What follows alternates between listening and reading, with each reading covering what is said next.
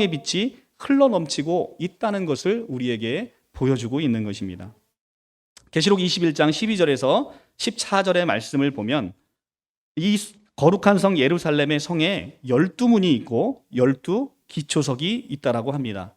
12문에 쓰여 있는 것은 이스라엘 자손의 12지파가 쓰여 있고 12기초석에 써 있는 건 어린 양의 12사도 12 이름이 쓰여 있다라고 얘기합니다.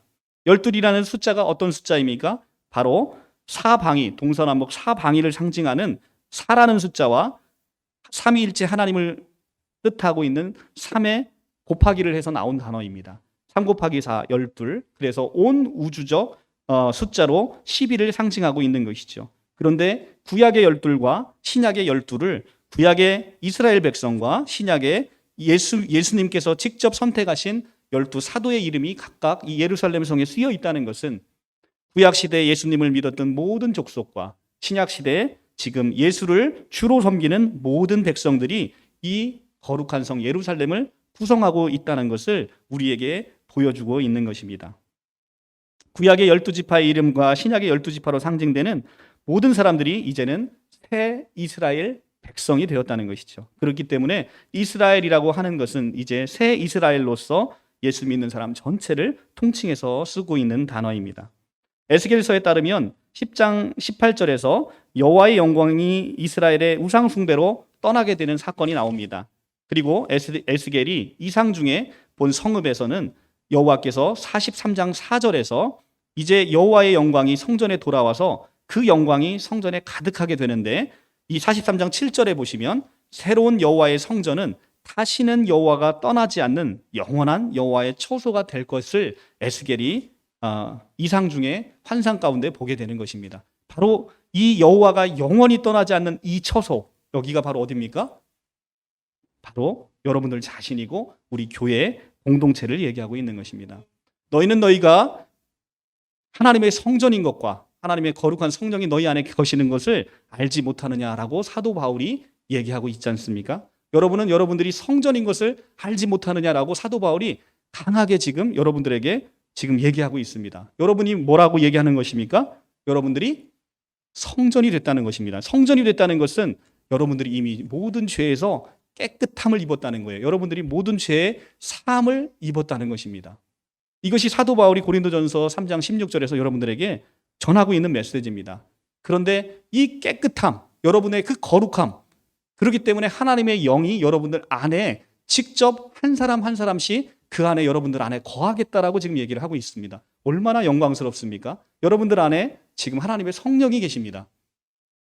하나님의 성령이 계시다는 건 여러분들이 누구보다도 깨끗한 이런 상태를 유지하고 계신다는 것이죠. 모든 죄악이 여러분들 예수 그리스도의 보혈로 말미암아 깨끗함을 입었다는 것입니다. 그런데 더 놀라운 말씀은 오늘 에스겔의 환상 중에 본 바로 43장 7절에서 다시는 여호와께서 여러분들을 떠나지 않겠다라고 언약을 주십니다. 여러분들에게 거하시는 예수 그리스도가 다시는 이제는 여러분들을 떠나지 않겠다라고 언약을 하시니 얼마나 감사합니까? 여러분들은 바로 그런 엄청난 영적인 신분을 가진 그런 상태의 사람들입니다. 얼마나 귀합니까? 여러분 한 사람 한 사람이 너무나 귀하게 되는 것입니다. 계시록 21장 거룩한 성 예루살렘은 여호와가 영원히 거하시는 곳이고 이제 다시 떠나지 않는 곳입니다. 여호와의 처소인 하나님의 백성은 이제는 다시는 여호와와 떠나지 않고 이제 여호와로 말미암아 우리가 항상 그분과 함께 영원 복락을 누리는 바로 그런 곳이 되겠습니다. 첫사람 아담이 범죄함으로 말미암아 하나님을 떠났습니다. 여호와께서 아담과 하와를 찾으셨죠. 그런데 아담과 하와는 어떻게 했습니까? 여호와의 낯을 피하여 숨어버렸습니다. 그 속에 죄가 있기 때문에 거룩하신 여호와 하나님을 이제는 마주할 수 없게 되는 것이죠. 그런데 지금 여러분들은 어떻습니까? 이제 여러분들의 모든 죄악이 깨끗하게 사함을 받아서 이제 거룩하신 바로 그 하나님을 이제 내 몸속에 직접 우리가 받고 살 수가 있게 되는 것이죠. 우리가 신약의 백성보다도 더욱더 은혜로운 것은 뭐냐면 신약의 백성, 이 땅에 오신 예수 그리스도 성육신에서 오신 것 너무나 귀하고 감사한 사건이죠. 그런데 그때만 해도 우리가 예수 그리스도를 내가 직접 소유할 수가 없었습니다. 늘 예수님은 옆에서 우리를 도우시는 분에 지나지 않았던 것이죠. 그런데 이제 성령으로 말미암아 모든 각 사람들에게 여호와의 영이 임하심으로 여러분들 모두 개개인에게 이제는 직접 여호와 하나님을 우리가 만날 수 있고 여호와 하나님께 우리가 기도할 수 있고 여호와 하나님께 아름다운 교제를 함께 나눌 수 있는 그런 신분이 되었다는 것입니다. 오늘 거룩한 성 예루살렘에 관해서 22장 15절과 17절의 말씀을 보면 그 성은 네모 반듯하여 길이와 넓이가 같은지라 그 갈대자로 그 성을 측량하니 12,000 스타디온이요 길이와 넓이와 높이가 같더라라고 얘기를 합니다. 그 성은 네모 반듯하여 장과 광과 고가 같은 정육면체임을 우리에게 보여주고 있습니다. 이 성의 크기가 하나님의 백성을 상징하는 10이라는 숫자에 허다하게 많은 무리를 상징하고 있는 1000이라는 숫자를 곱해서 12,000 스타디온이라고 표시하고 있습니다. 이 말의 의미가 뭡니까? 바로 여호와를 믿는 백성들이 이렇게 어마어마하게 많게 우리가 구원을 받고 하나님의 영광에 참여할 것을 우리에게 보여주고 있는 것입니다. 정육면체 하면 여러분 생각나는 곳이 어디입니까? 바로 하나님의 가장 은밀하신 지성소를 얘기하고 있습니다. 하나님의 임재가 있는 곳, 바로 거룩한 하나님의 영광이 바로 있는 그 지성소가 우리가 정육면체로 되어 있죠. 그런데 오늘날 거룩한 성, 바로 이 예루살렘의 모양이 바로 그 지성소와 똑같은 모양으로 우리에게 있다는 것은 무엇을 알려주고 있는 것입니까?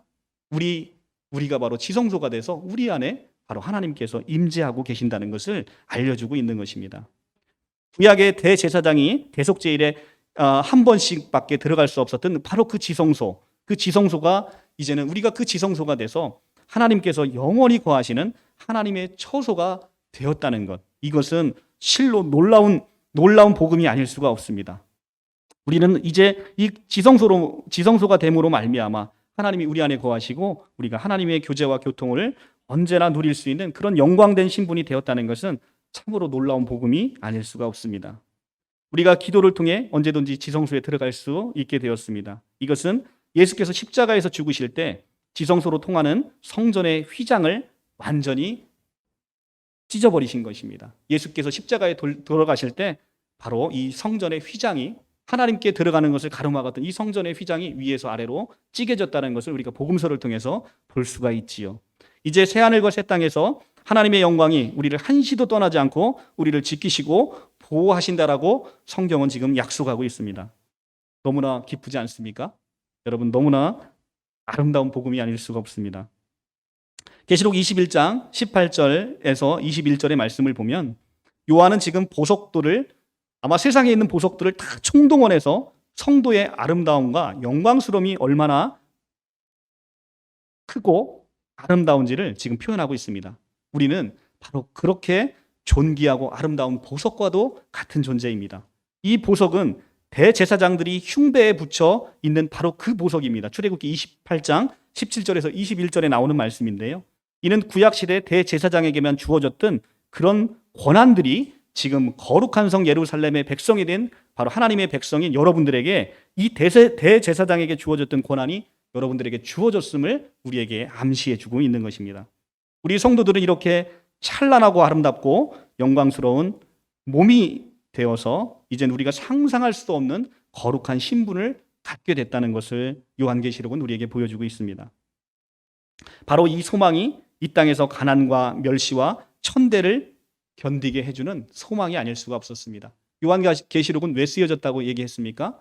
바로 그렇게 핍박받고 있는 유대 이스라엘 백성들, 유대 그리스도인들에게 사도 요한이 반모섬에 유배된 것처럼 그렇게 극심한 핍박 가운데서 여러분들의 존재가 이미 하나님의 시간 안에서는 얼마나 아름답게 완성이 되고 여러분들은 얼마나 존귀한 사람인지를 오늘 이 고통받고 있는 성도들에게 보내줌으로 말미암아 그들이 이 땅에서 겪고 있는 가난과 멸시와 천대와 핍박을 넉넉히 이길 수 있도록 우리에게 소망의 메시지를 주기 위해서 우리에게 주신 말씀입니다.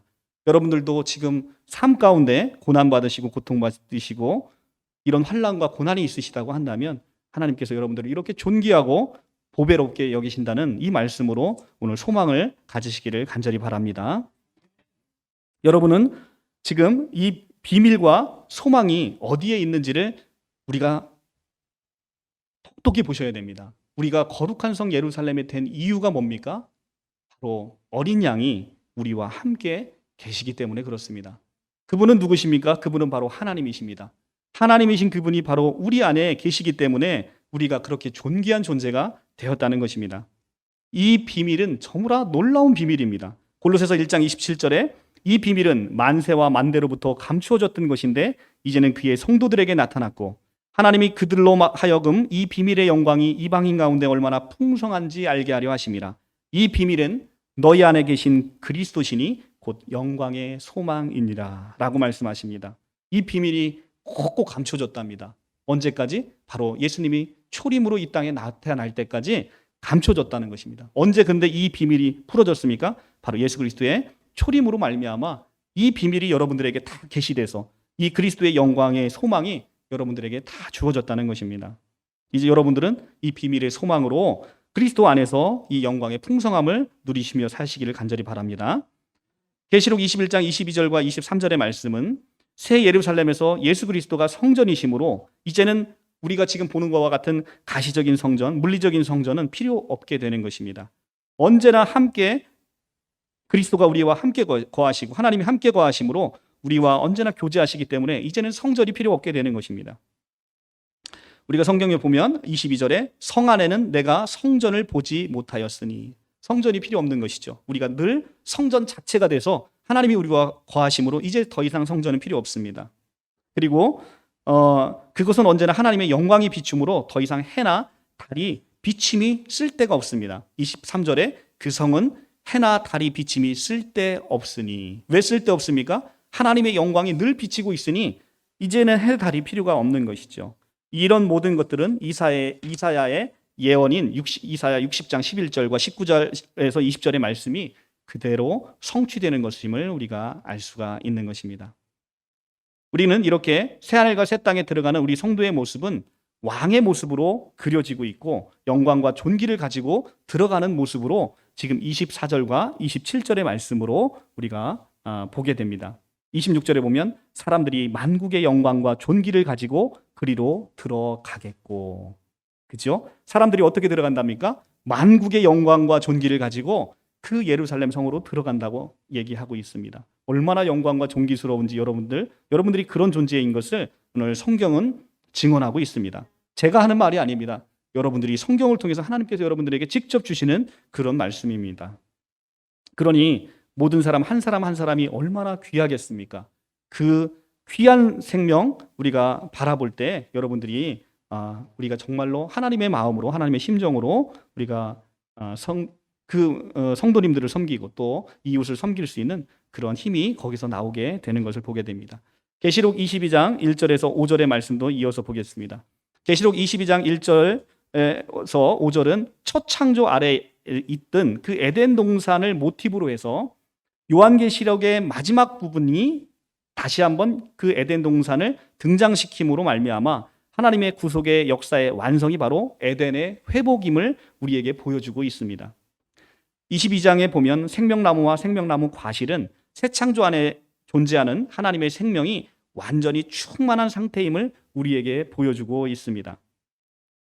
계시록 22장 1절에서 5절의 말씀은 에스겔의 47장 12절을 인용한 것인데 이것은 계시록 22장이 생명수의 강이 독자적 개념이 아니라 다른 성경과의 관계 속에서 이해돼야 되는 개념을 우리에게 보여주고 있고 예수께서 바로 믿는 자들이 받을 성령을 가리켜 배에서 흘러나오는 생수의 강이라고 요한복음 7장 37절과 39절의 말씀에서 우리에게 들려주고 계십니다. 결국 계시록 22장 1절에서 말하고 있는 것은 성령을 통한 회복에 의한 생명의 충만함이 이 종말에 교회 공동체에 완벽하게 이루어질 것임을 우리에게 보여주고 있는 것입니다. 지금도 여러분들은 성령의 역사를 통해서 회복되고 계십니다. 그런데 이 성령을 통한 회복이 이제는 마지막 때에 종말의 때에 우리 교회 공동체를 통해서 완벽하게 이루어질 것이라는 얘기입니다. 교회 공동체와 에덴의 회복은 긴밀하게 연결되어 있습니다. 여러분들이 바로 그 무너진 에덴의 회복의 주역이 되고 있다는 것입니다. 여러분들께서 에덴의 회복의 주역이 되고 계시다는 거예요. 창조의 중심에 아담이 있었어요. 그런데 새 창조의 중심에는 누가 있습니까? 바로 새 아담이시고 마지막 아담이신 예수께서 아담을 끝내시고 고린도전서 15장 45절에 마지막 아담으로 오신 예수께서 아담을 끝내시고 이제는 새 아담의 첫 장자가 되셔서 여러분들을 새 아담 아래서 새롭게 태어나게 하신다는 것입니다. 그래서 새 아담이 바로 모인 그곳이 바로 어디라는 거예요? 바로 교회라는 것입니다. 그것이 새롭게 회복되는 에덴의 동산이라는 거예요. 새 아담은 마지막 아담이신 그리스도로 태어난 사람들입니다. 회복된 에덴에서는 선악을 알게 하는 나무가 없는데 이것은 바로 22장 3절이 다시는 저주가 없다라는 구절과 연결되어 있기 때문에 그렇습니다. 계시록 22장에는 에덴 동산의 첫 창조의 모습을 그대로 그리는 나무가 있습니다. 그것이 바로 생명나무예요. 그런데 첫 창조에 있었던 바로 선악을 알게 하는 나무는 지금 계시록 22장에는 나오지가 않습니다. 왜 그런 거예요? 이제는 다시는 여러분들에게 저주가 없다라는 얘기를 하고 있는 것이죠. 이제는 우리는 마지막 아담이신 그리스도와 아름다운 영광과 사랑의 하모니를 이루는 그 아름다운 곳에 살게 된다는 것입니다. 계시록 22장 3절 다시는 저주가 없으며, 이 저주가 어디서 비롯됐습니까? 우리가 바로 하나님을 거역함으로 말미암아 생겼는데 이제 하나님을 거역하는 그 일이 다시는 있지 않을 것이라는 거예요. 이제는 그 일을 성령 하나님께서 여러분들을 붙드심으로 이런 놀라운 일이 우리에게 벌어진다는 것입니다. 여러분들은 새로운 아담, 새 아담으로 이제는 태어났습니다. 첫 아담에서 아담은 어떻게 만들어졌습니까? 하나님께서 손으로 지으셨습니다. 그러니 본질로서 하나님의 생명이 그 안에 들어갈 수 없는 것이죠. 여러분들이 무엇을 만들려고 생각하면 여러분의 생명을 만든 곳에 여러분의 생명을 넣을 수가 있습니까? 없습니다. 아무리 위대한 발명가가 무엇을 만든다 하더라도 여러분의 본질을 그 안에 넣을 수가 없어요. 그런데 새 아담이신 예수 그리스도로 말미암아 여러분들은 이제는 지음을 받은 물건이 아니라 이제는 새롭게 태어난 하나님의 거룩한 존재가 됐다는 것이죠. 시편 2장 7절의 말씀, 내가 오늘날 너를 낳았도다 라는 것은 이것은 그냥 단순한 이야기가 아닙니다. 영적인 실제로서 하나님께서 오늘날 예수 그리스도로 말미암아 여러분들을 낳으셨다는 거예요. 여러분들을 낳으셨으면 하나님의 그 어마어마한 속성이 그대로 누구에게 전달이 됩니까? 낳음을 입은 여러분들에게 주어진다는 것이죠. 여러분들의 부모님이 여러분을 낳으셨어요. 아버님의 유전자가 그대로 여러분들에게 가지 않겠습니까? 그런데 만들어진 존재는 그렇게 갈 수가 없어요. 여러분들이 이제 예수 그리스도 안에서 새롭게 태어난 존재라는 것이죠. 그로 말미암아 하나님의 그 위대한 생명, 삼위일체 하나님만이 갖고 있는 바로 그 생명이 여러분들에게 주어졌다는 것입니다. C.S. 루이스가 순전한 기독교에서 이 표현을 정말로 놀랍게 표현하고 있어서 저는 그 C.S. 루이스의 순전한 기독교를 읽고서 그날 저녁에 잠을 이루지 못했습니다.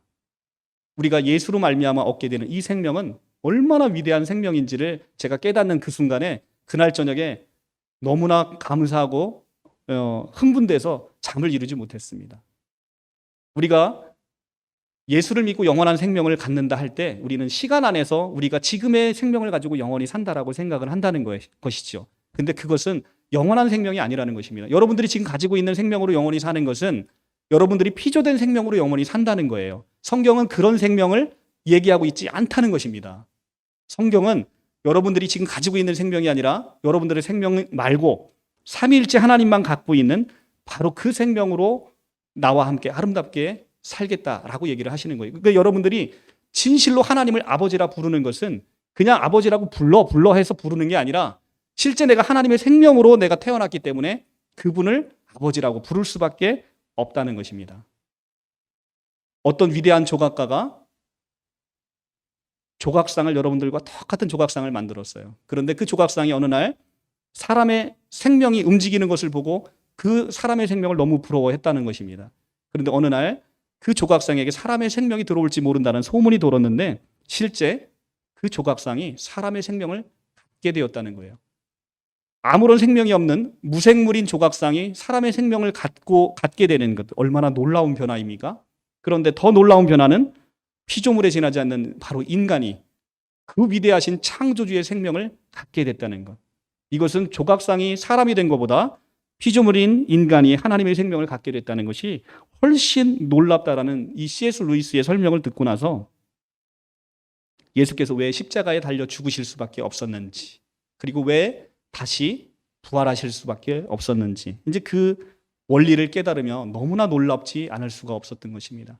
예수께서 달려 죽으실 때 여러분의 옛사람 아담은 다 함께 장사됐다는 거예요. 함께 죽었다는 것입니다. 이것이 로마서 6장에 나오는 그 놀라운 말씀이에요. 여러분들은 십자가에 2000년 전에 태어나지도 않은 여러분들이 십자가 예수께서 달려 죽으실 때 함께 죽었다는 겁니다. 그리고 예수님이 부활할 때 함께 부활했는데 그때 부활한 생명은 지금 여러분들이 갖고 있는 그 생명이 아니라는 거예요. 그것은 예수 생명이고 예수가 본래 하나님이시기 때문에 하나님의 생명이 여러분에게 왔고 여러분들은 하나님과 똑같은 생명으로 말미암아 이제 하나님을 아버지라 부를 수 있는 놀라운 특권이 주어졌다는 것입니다. 이것이 성경의 놀라운 복음의 선포가 아닐 수가 없습니다. 이제 여러분은 이제는 피조물 나부랭이가 아닌 것이에요. 여러분들은 이제 존귀한 하나님의 아들이 됐다는 것입니다. 누구도 나를 멸시하거나 나를 핍박할 수 없는 하나님이 보호하시는 그분이 우리 아버지가 되셔서 여러분들의 모든 허물을 덮으시고 여러분들을 보호하신다는 그 위대한 말씀이 오늘 성경은 우리에게 전해주고 있는 것입니다. 계시록 22장 이제 말씀을 맺도록 하겠습니다. 계시록 22장의 끝절에 가면 이제는 우리가 예수 그리스도께서 다시 오실 것을 기대하고 있습니다. 우리가 보시면 계시록 20절에 이것들을 증언하는 이가 이르시되 내가 진실로 속히 오리라 하시거늘 아멘 주 예수여 오시옵소서. 아멘 주 예수여 오시옵소서. 우리는 이것을 마라나타라고 하고 있습니다. 마라나타라는 게 무엇입니까?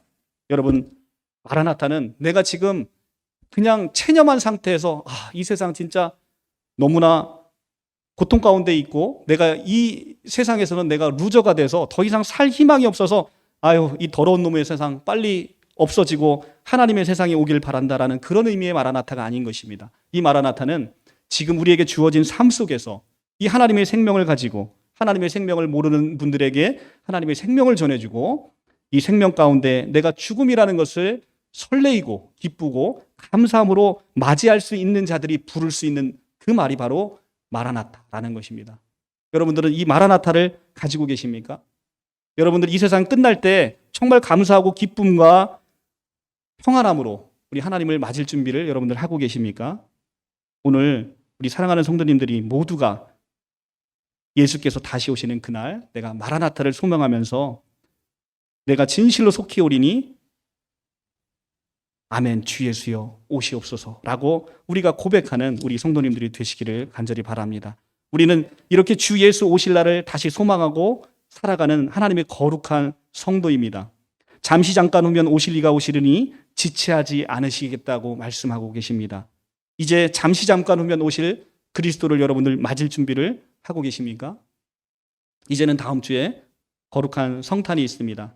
여러분들 마음 가운데는 이미 하나님께서 예수 그리스도께서 하나님이 예수 독생자인 그분을 우리 가운데 보내셨습니다. 여러분들 마음에 모든 분들이 그리스도가 태어나셨습니다. 그 태어나신 그리스도가 장성한 분량으로 불어나지 않으면 여러분들은 그 예수의 생명을 전할 수가 없습니다. 아기의 생명으로 무슨 일을 할 수 있겠습니까? 아기의 생명이 이제는 그리스도의 창성한 분량으로 자라났을 때 여러분들은 그 생명을 나눌 수 있는 것이고 여러분들이 축복하는 모든 자를 하나님이 축복하시고 또 그들에게 아름다운 예수의 생명을 전해주겠다라고 성경은 얘기하고 있습니다. 여러분들이 가지고 있는 너무나 놀라운 이 생명, 돈으로 환산하면 몇 수조 원의 가치도 감히 이 생명을 따질 수 없는 이것을 여러분들이 축복하는 모든 자에게 거저 주실 수 있는 여러분들 특권을 가지고 계십니다. 여러분들 부디 여러분들이 가지고 있는 것 아까워하지 마시고 여러분들 마음껏 부어주셔도 여러분들의 생명이 조금도 이제는 줄어드는 그런 생명이 아니라 여러분들이 생명을 나눠주면 나눠줄수록 이 생명은 배가 되고 또 배가 되는 그런 경험을 여러분들이 하시게 될 것입니다. 여러분들은 바로 이 예수 생명, 하나님의 생명을 나눠주시고 복된 우리가 성탄을 기다리면서 예수께서 우리에게 오셨는데 이 생명이 그리스도의 장성한 분량으로 자라날 수 있도록 우리가 함께 기도하면서 성탄을 맞이하시기를 간절히 축원합니다. 기도하겠습니다.